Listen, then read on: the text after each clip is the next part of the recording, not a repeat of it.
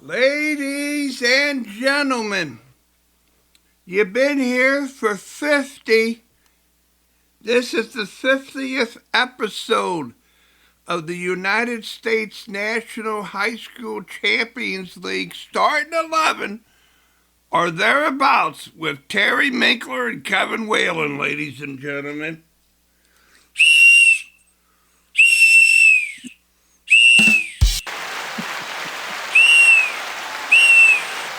Holy moly, baby! In Boom Boom Studios in downtown Holly Hills, we're having a party.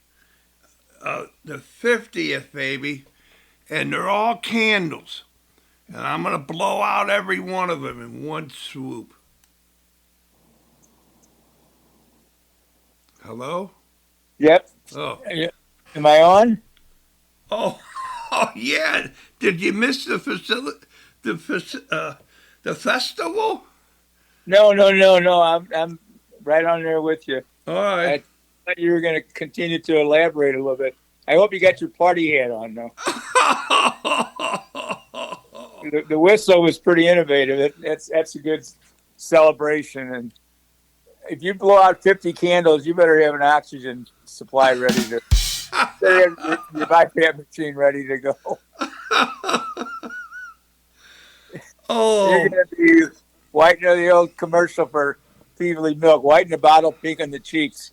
You're going to be pink on the cheeks, boy. oh man! I mean, So we're at 50, Kevin, and I guess that's a celebratory number, but it's an honor that you have been able to maintain the endurance and consistency to get 50 programs on and come up with 50 guests and entertain people for 50 times this starting 11 topic. So congratulations to you. Thank you. Right on. And I'll take a thank you from ground control to General Jim. He's in ground control down there in Tampa Bay, Florida, man. He gets a lot of stuff done. And, all I got to do is be a little zany every once in a while, make sure the buttons are pushed and the knobs are on the certain higher numbers. Now, this is your buddy Jimmy you're talking about, right? Yeah, Jim Hart, ladies and gentlemen. Oh, Jimmy, I love when you refer to him as Jimmy. He's awfully gracious. He's awfully gracious just to quietly accept it. Oh yeah, yeah. The deal is this: we call each other Shoeshine Johnny, and I'll leave it at that. You go to Google and this Shoeshine Johnny is unbelievable. I know the story. All right then, cool. So you come up with Jimmy off of Johnny. Is that what it is? Oh yeah. It goes all over. Yeah. There's no rhyme or reason. It's my buddy Jimmy. But I mean, you thought it out that far along, right? It just all of a sudden didn't happen, Jimmy. I mean, you thought it out to Jimmy was like a Shoeshine Johnny. Is that your dealing? Oh, he's like a shoeshine, and so am I. That I mean, the three of us. I mean, holy moly, man! If you don't laugh with the three of us, there's something wrong with you. You got that right. All right. Are we ready to roll into the program for today? Well, so we don't, get the wrath. Let's talk about that round ball from Select Soccer. I mean, there's nobody. I mean, it's just nobody other than that Maddie DiMaria, the best player in America at her age, dribbling, settling, scoring that select ball to be. She's only been in two Champions League, and she won the Virtuoso Award on the first one, and really went out of her way to make her teammate to get the Virtuoso Award. But to see her dribbling that select ball, see her and Roz, her teammate, to settle, score, that's a beautiful, beautiful sight that I pity the poor folks that never get to see it. You know, I mean, it's quite a something. And it's the only ball, if you want to play a soccer game with the Whale, hey, if it's not a select ball, go on get somebody else. You know, go ahead and get any great player in the world. And I don't mind it, but I ain't playing. And that goes with the same with the, I think I'm going to try to use some of their benefits at Nagel College Planning and Coolidge.com. You could use the us as use our names to get a discount for them. $50 to $100 off by just mentioning our names. But man, if you're gonna go to college, they're the way to do it. I mean, they sold me, man. I mean, they really is. And so I'm thinking I could just not get a college diploma, but I might just be a little better to say Chattanooga or something, I mean, they help me with my spelling and pronunciations. Pronunciation? That's another good one. Good job. All right, then. I'm on my road. Okay. Now well, you listen, have it. If you we're probably already over 11 minutes right now. So here's the deal: we keep this to 11 minutes if you promise not to start the clock for another 10 minutes. So we take what we get now, add 10 minutes, then start the clock, and I think we'll be pretty close to 11 minutes. All right, then. Can you manage to do that? I believe so. I'm going to do it. I got a little stopwatch on the machine, and then I'm going to figure it out on paper. Well, good luck. Good luck. So before I get into the thing, I want to touch on the sponsors a little bit because we don't ever miss mentioning Select, but we never mention Tim McAvoy for providing us with Select. And it always takes that special person to get involved in a project to make it work. And Tim has made it work in every way possible, in the best way possible. And in every situation involved, he's there. So, we just added a new member to the Champions League high school program. And Kevin, is as much as you like to call it Chattanooga, I think they prefer to be known as Chattanooga. So from Chattanooga, Tennessee, we welcome our sixth member, and Tim McAvoy will be with them providing select balls. And I also want to give a shout out to Ziggy Nagel for what he does with his program, offering 5 opportunities for each region, which is really generous and kind of him to do that. And it's a college placement type program. So, one of the advantages of the Champions League is to take advantage of these opportunities that are presented. And Ziggy presents a wonderful opportunity. Okay. So, hey, hold on. There you go, baby. There you go. Well done. So, Kevin, what is this number of episode totally beyond starting 11? Beyond that, what's the total number? 500 and what? I think we're at 597. So, congratulations. Before you got to episode 600, you figured out to use a whistle. Good for you. The over-under was it was going to take you up to 600 to figure out something to do. So, you beat that by a couple. So, good job.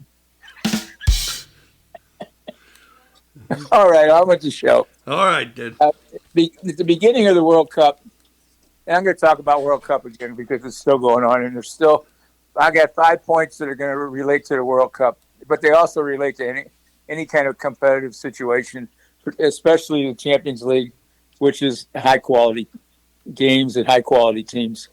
But at the beginning of the World Cup, I cited a comment from Jurgen Klinsmann, the German American soccer player and coach, who was involved in 5 World Cups himself, 3 as a player and 2 as a coach. And he was asked, what does it take to win the World Cup? And he said immediately, without any hesitation, right to the point, clear, simple, he says, you have to struggle. You have to struggle. And I think that's so important as we're seeing that now. Go back to the England-Mexico game. That was a struggle. Go to Argentina-Egypt. That was a struggle. Unfortunately, go to the U.S. and they had no struggle. And I think they fell flat because of that. And I'll talk about that in a minute. But so struggle is a key point. That's the overlying theme for success in the World Cup competition. And struggle can be in a lot of different ways. But just the schedule that's involved in length of time, the frequency of games, the conditions you're playing under, being for every team except the host teams, being away from your host country and your families, all that is struggle. Okay. Then the nature of the game, as we see with some of these games, the refereeing and the VAR, that becomes another source of struggle. So yeah, you got to be able to struggle to get through. So here's my 5 points, and they all relate to games in the World Cup, but there are themes that you can take beyond any particular individual game. My first point is to talk about the mental edge. The mental edge. As much as we see the game as a physical, technical, tactical game, I think the mental edge part of it is every bit as important. And I'm going to use the USA-Belgium game as an example for that. The USA obviously was nowhere close to their usual form of play. And it looked like they all drank out of the same well that was poisoned because they all had the same lethargic approach and the attitude and lack of energy, enthusiasm, and competitiveness and drive. And it's easy to say that because if you review the game, when Sebastian Berhalter came in as a sub early in the second half, and he ripped a shot just wide of the goal, and it was a blistering shot. If it was on goal, it probably would have scored.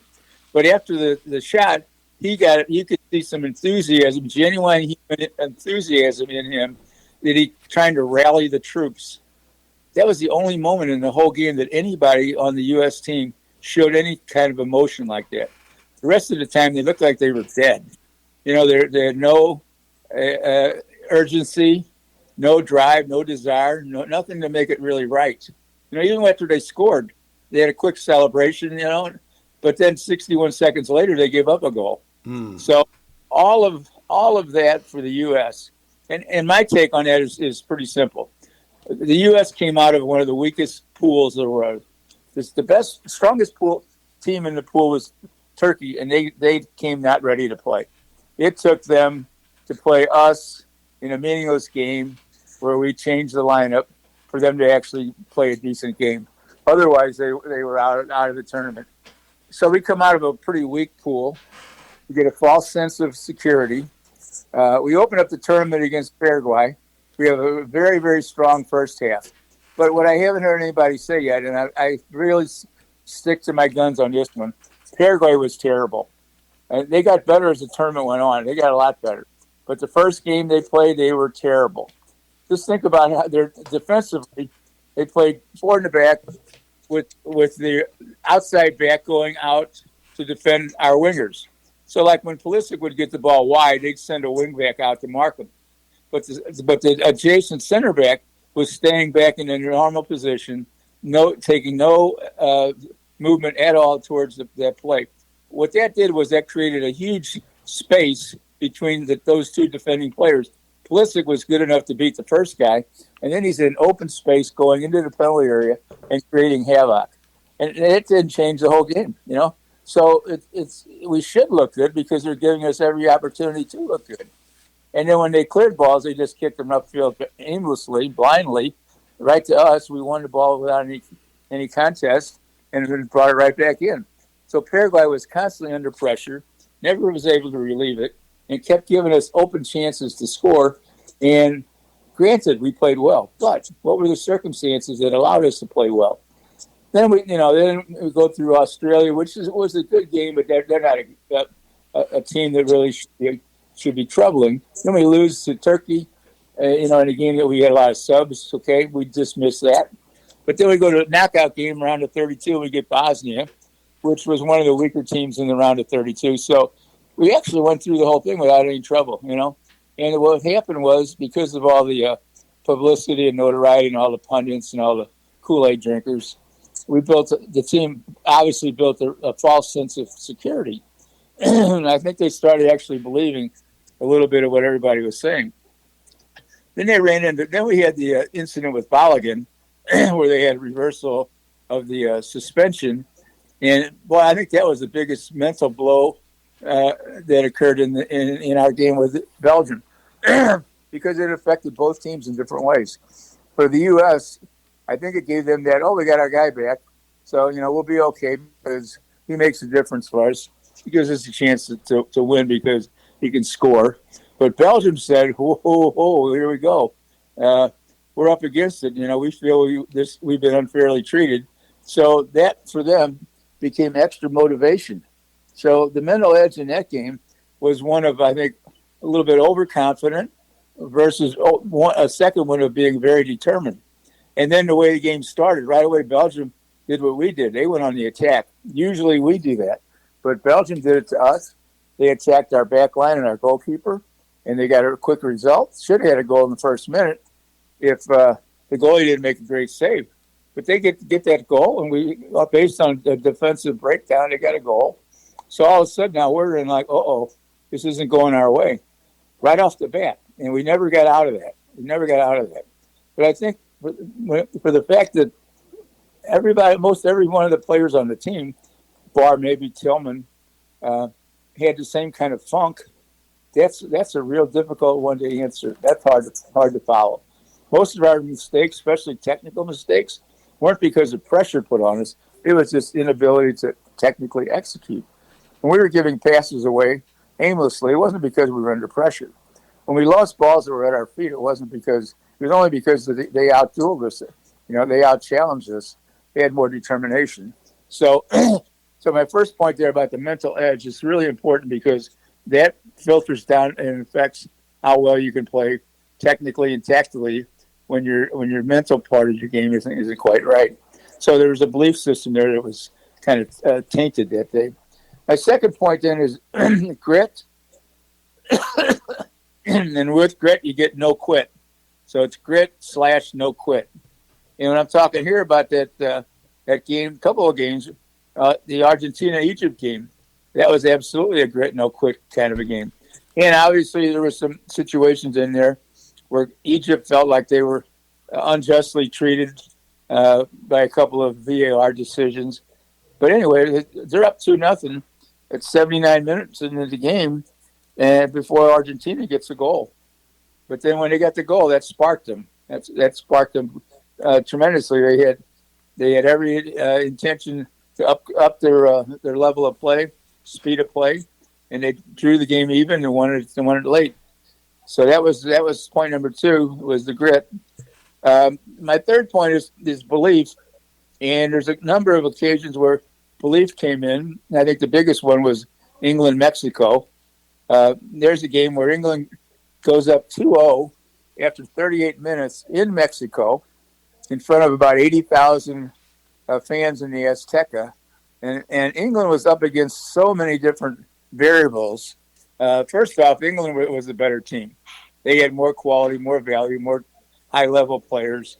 But they're playing in altitude of 7,000-plus feet, which, we know Denver to be the mile-high stadium, and everybody gets concerned about having to play there. Well, 7,000 feet is more than the mile high, so it's a mile. It's about a mile and a half high. All right, you got the home crowd there. You got the Azteca Stadium where they only lost twice in 89 games, and you've got the home team that hadn't given up a goal the whole term. You got all that going against you if you're England. And then you give up a red card. You get a red card, so you're down to 10 men. But they found a way to get back into the game after being down 2 goals, and finally find a way to get the winning goal and keep Mexico out playing a man short.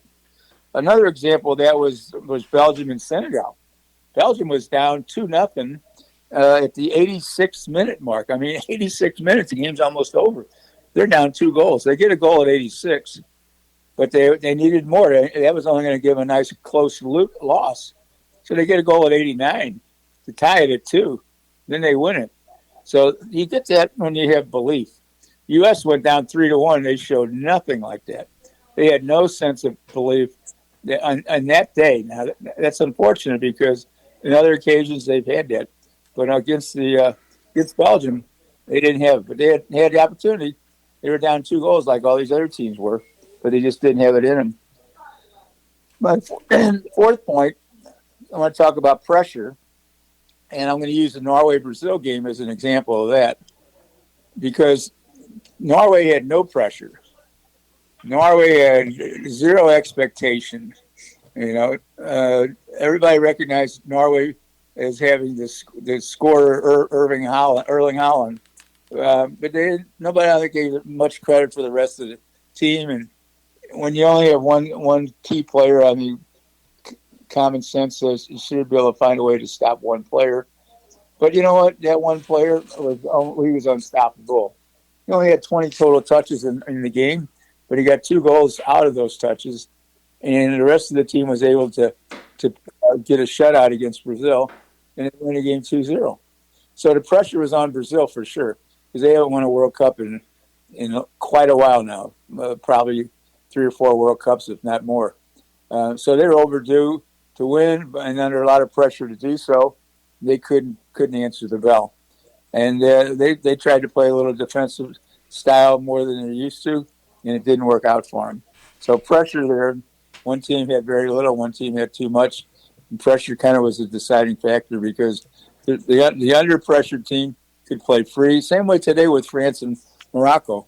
The pressure's on France, not so much on Morocco. And Morocco's a good team.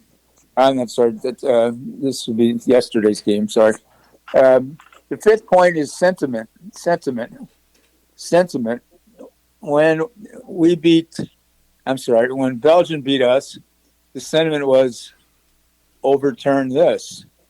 And that was kind of a slap in the face because we were able to get the red card suspension of Balogun overturned.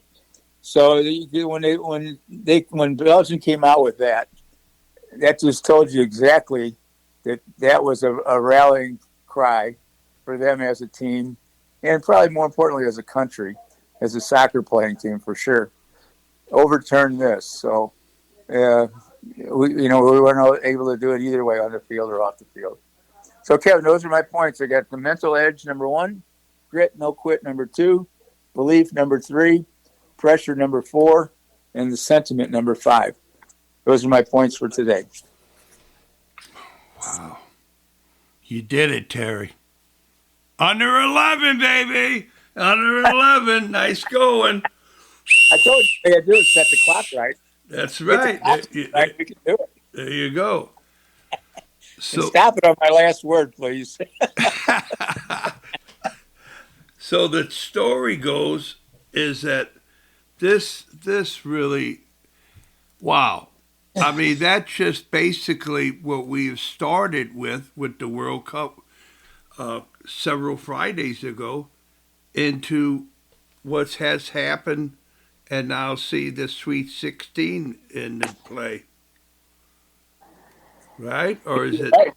Yeah. Well, now we're down to the round of 8. Yeah, round of 8, yeah.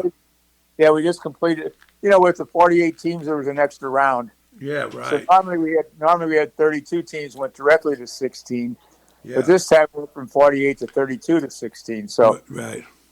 Yeah, that's correct. So there you have it, ladies and gentlemen, and I'm here to tell you this is the kind of stuff that should go global. I mean, if we had the space station going around, they should be listening to this. because there's no finer entertaining or informative content that I know of. Hey, Kevin, let me jump in real quick because another point that I would love to make, and I'm going to make it because I got the opportunity now, is that we tend to gloss over some of our deficiencies because we want to look good rather than be good. Well, the one thing I really like about this World Cup is that we've got the European announcers on board. You know, we've got in the studio, we got Thierry Henry, we got Zlatan Ibrahimovic, you got Chicharita, you got Peter Schmeichel, you got Clarence Seedorf, you got John Michael Obi Mikel from Nigeria, I think it is. And those guys give you a different perspective. You know, they're not drinking the Kool-Aid. They see it as they see it from a world level soccer observer and participant. And granted, the U.S. has continually improved, but there are levels. And somebody said that in one of the broadcasts, there are levels, and there's a top level, and then from there it goes on down. Belgium, is as good as they looked against us the other night, is not a top level team. They're a top team. There's a top level, and there's a top level. I would put Belgium in the top level, but not the top level. And I put us maybe at the bottom of that top level or just below that. So we still got some room to grow. And I think the area that is most important is the little nuances in the game, little subtle things that lead to bigger things.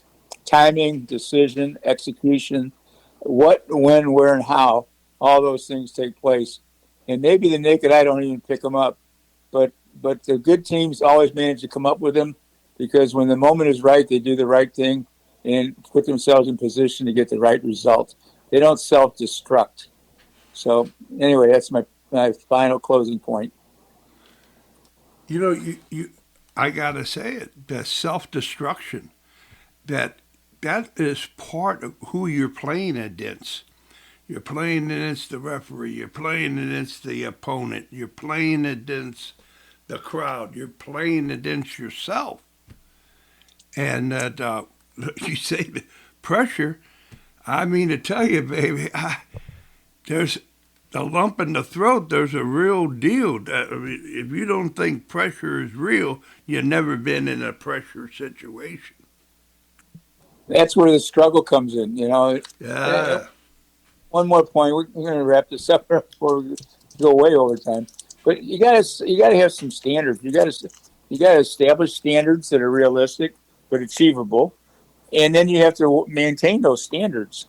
You know, what was the standard the other night in that game? How close did they come to achieving? You know, what should be the standard? So I always did that with my teams. I always had standards and evaluated them based on the standard, not necessarily the outcome or the result. It was more about the performance than it was the result. You can have a good result and a bad performance, but if you have too many of those, you're not going to keep getting good results. You can have a good result and you can have a good performance and get a bad result, but over time you'll get more good results with a good performance. So I always thought that, you know, the standard was always the thing that made the difference to me. Well, the Wales might struggle with the 11 minutes, but I mean, it is so good.